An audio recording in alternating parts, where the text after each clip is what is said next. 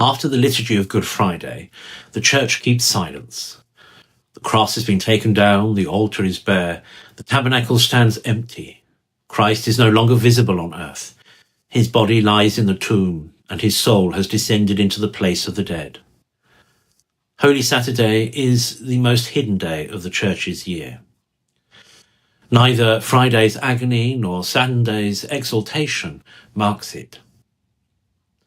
It is the day of the tomb, the day when death holds the Lord of life. And yet, this is not a defeat. Christ rests in the grave because his work is complete. He rests as God rested after creation, not in exhaustion, but in fulfillment. It is consummated. And so he goes where all men must go, to the depths of Sheol, not as a prisoner, but as a king. The Creed tells us plainly, descendit ad infernos. He descended into hell. The gates of death swing open at his arrival. The just who had died in hope, Adam and Eve, Abraham and Sarah, Moses and David, waited in patient longing. Now the bridegroom comes. He breaks their chains. He harrows hell. Death is undone from within. Dom Guaranger, in his liturgical year, writes that on this day the Church weeps, but it is with love and hope. Her bridegroom is hidden, but not lost. She keeps vigil, not in despair, but in reverence. No sacraments are celebrated today. The Church waits. She fasts. She watches. But the Church is not idle. The ancient Roman liturgy of Holy Saturday, in its classical pre-1955 form, is deeply solemn, unfolding not as a celebration, but as a sacred vigil of prophecy, fire, water, and sacramental preparation. It begins in the early morning, while the world is still hushed, and it does not yet proclaim resurrection. It prepares for it, like the stone that is beginning to tremble, like the light that is about to break. Outside the church, a new fire is struck from flint, a symbol of Christ's resurrection from the sealed rock of the tomb. From it, the triple candle is lit, and the ministers process into the darkened church. 3 times the deacon halts and chants, Lumen Christi, the light of Christ. 3 times the faithful respond, Deo gratias. The Paschal candle is blessed, marked with the wounds of Christ, and lit from the triple flame. Then the Exsultet, that luminous hymn which praises this most blessed of nights, the night when Christ broke the chains of death and rose in victory. Yet the resurrection is not yet declared. The Church turns instead to the sacred prophecies, 12 in all, taken from the Old Testament. These are no ordinary readings.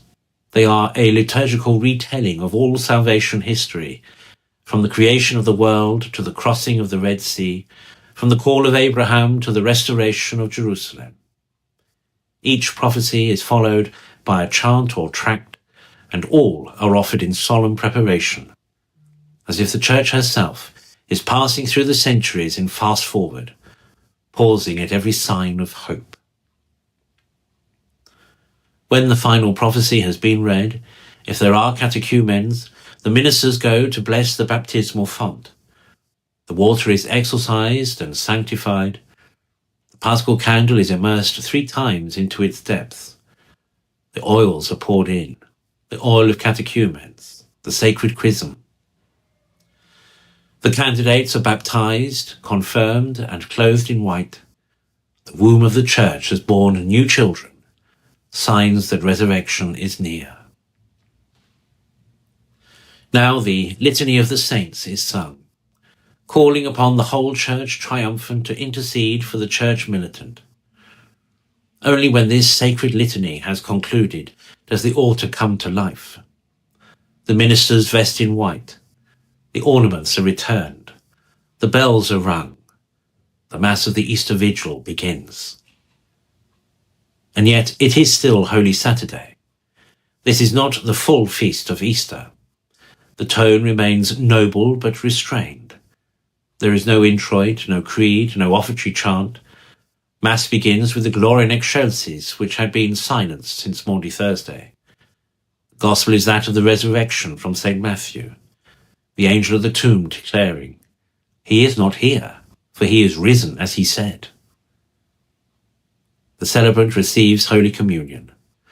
The faithful may receive, but many still wait for the full resurrection Mass on Easter Sunday. Even now, the Church holds her breath. The canon is recited, the last Gospel is read, and the liturgy ends with Vespers. As Father Pius Pask reflects, Holy Saturday is not yet Easter. The joy is real, he writes, but it is hidden beneath the veil of the tomb. The light is kindled, but it does not yet flood the earth. The stone trembles, but it has not yet rolled away. This is a day of mysteries held in stillness. Christ has conquered death, but he has not yet revealed himself. He reigns in silence. He descends into the shadowed places of the dead, bringing light. He rests in the tomb, but not as a defeated man.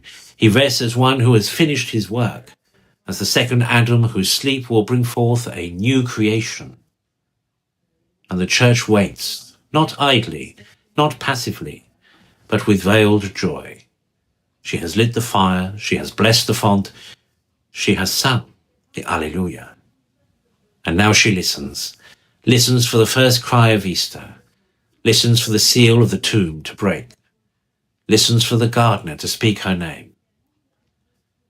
Holy Saturday teaches us to live in that silence, to trust what we cannot see, to hope where all seems ended, because in this silence, death is being undone, the earth is holding her breath, and the Word is about to speak again.